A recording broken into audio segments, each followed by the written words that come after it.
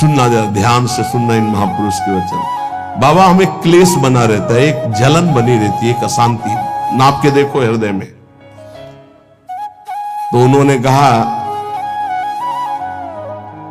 कि राम भजन बिनु सुनहु खगेसा, मिटहि न जीवन केर कलेशा।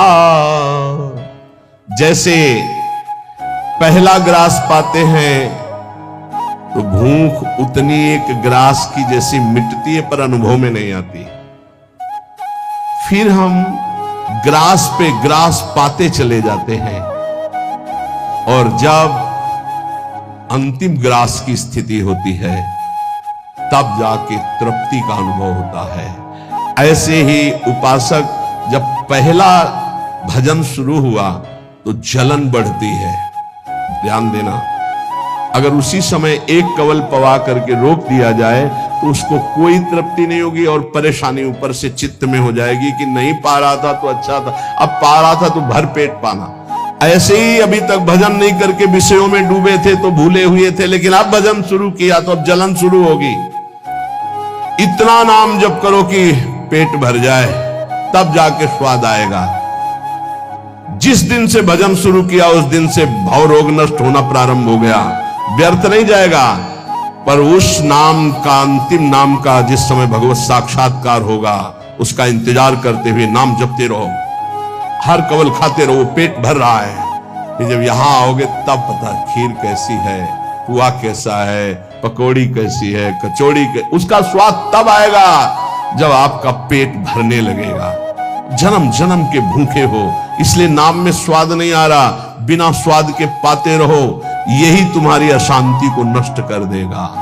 राम भजन बिनु सुनो खगेसा, मिटहि न जीवन केर कलेश।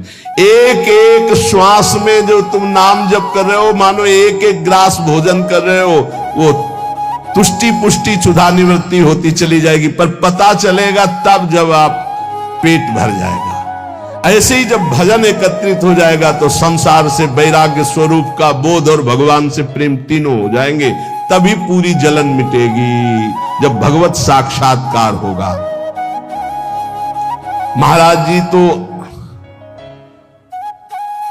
अब हमको एक साधन बता दो जिससे हमें पूरी की पूरी सब बातें भूल कर केवल एक में लग जाए, हमारा काम बन जाए। तो कह रहे, सुबह से लेकर नींद तक और नींद से लेकर सुबह तक, चेतना से लेकर मृत्यु तक तुम्हारा नाम न छूटे। जितना तुम कार्य करते हो, सब कार्य करते हुए यदि केवल नाम पकड़ लिया तो ये नाम तुम्हें महाभागवत और सिद्ध पुरुष बना देगा। नाम कैसे पकड़ा जाता है? जैसे प्यासे आदमी को खूब अच्छे अच्छे पकवान सामने रख दो, उसे अच्छा नहीं लगेगा, केवल पानी चाहिए, पानी।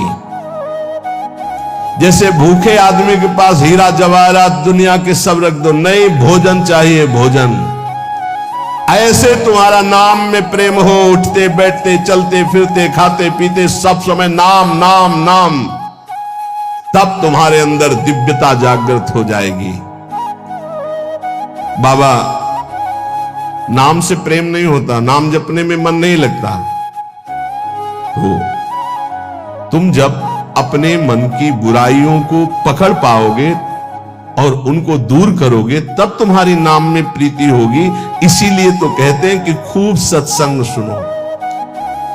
जब तक सत्संग नहीं सुनोगे तो तुम्हें पता ही नहीं चलेगा कि तुम्हारी गलतियां क्या क्या हैं, बुराइयां क्या क्या हैं।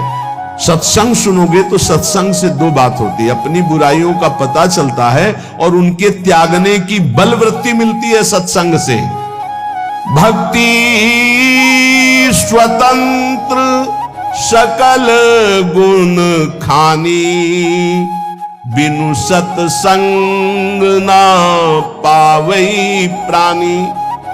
भक्ति, निरंतर भजन इस समस्त गुणों को प्रकाशित कर देता है, पर बिना सत्संग के शुद्ध भक्ति का जागरण नहीं होता। इसलिए सत्संग से हमारे अंदर जो बुराइयां हैं वो समझ में आती है, बुराइयों को दूर करने की सामर्थ्य भी सत्संग से आती है। फिर सत्संग से ऐसा मन सावधान हो जाता है कि बुराई करने की तो बात जाने दो, बुराई की समीपता बर्दाश्त नहीं होती है, बुराई का चिंतन बर्दाश्त नहीं होता है। हृदय दर्पण की तरह साफ हो जाता है, जरा सी भी बुराई बहुत बड़ा पहाड़ जैसा दिखने लगती है। ऐसे उपासक के हृदय में नाम के प्रति प्रियता हो जाती है और वो खूब निरंतर नाम जपने लगता है। महाराजी, लोग कहते हैं कि भगवान के दर्शन से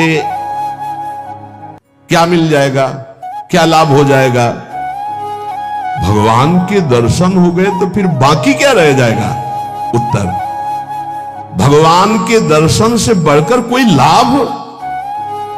अरे अभी तो भक्ति करो, मन को शुद्ध करो, खूब नाम जप करो, फिर आगे तुम देखोगे भगवत साक्षात्कार से बढ़कर कोई लाभ होता है। अरे जिसके जानने के बाद कुछ जानना बाकी नहीं रहता, जिसे पाने के बाद कुछ पाना बाकी नहीं रहता, वो भगवान है। उनका साक्षात्कार होने के बाद जो दिव्यता, जो दिव्य आनंद रहता है, उसे कुछ बाकी रहता है। तो हमें क्या करना चाहिए फिर? हम कह तो रहे तुम्हें निरंतर नाम जप करना चाहिए, निरंतर नाम जप करना चाहिए। तो माला से जपे या अंगुलियों से जपे। भाई, नए साधक को गिनती से नाम जप करने में ज्यादा रुचि होती है, इसलिए गिनती पर दृष्टि नए साधक को संख्या पर रखनी चाहिए। ये बहुत अच्छी बात कह रहे हैं। नए साधक को संख्या पर दृष्टि रखनी चाहिए। आज 11 माला किया, फिर और बढ़ाया, फिर और बढ़ाया, फिर और आगे चल करके फिर ऐसा मन हो जाता है कि फिर वो निरंतर जब पकड़ता है तो माला भी अच्छा नहीं लगता। कौन गिनती करे, कौन सुमेरु आई तो पलटे, उधर ध्यान दे या अंदर ध्यान दे, फिर वो स्थिति आती है।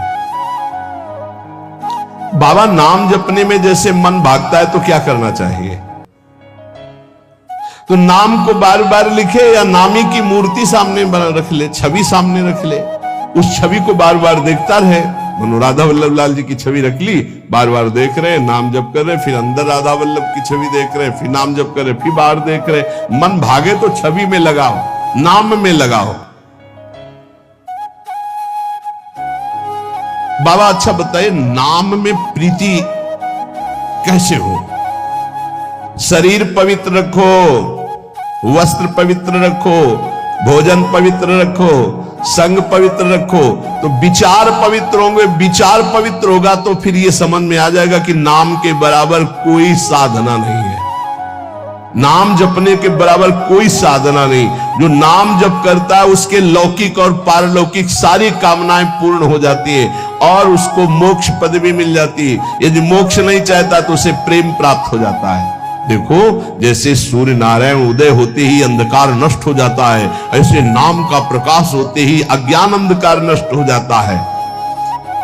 पर ये उन्हीं का होता है जिनकी पवित्र दिनचर्या होती है। शरीर पवित्र रखो, वस्त्र पवित्र रखो, भोजन पवित्र रखो, विचार। आपके विचार अगर गंदे हैं तो फिर नाम कैसे चलेगा अंदर? विचार पवित्र रखो। देखो, हम तो कहते हैं जब प्रातः काल उठो तो खूब नाम जप करो, जब सूर्य उदय हो रहे हो तो खड़े होकर उनका आदर करो, अर्घ दो, दंडवत प्रणाम करो। अरे सूर्य भगवान है, सूर्य नारायण है। ये लोग जो सूर्य उदय हो रहे हैं और सो रहे हैं, उनकी श्री कीर्ति आयु सब धीरे धीरे नष्ट हो रही, वो जान नहीं पा रहे।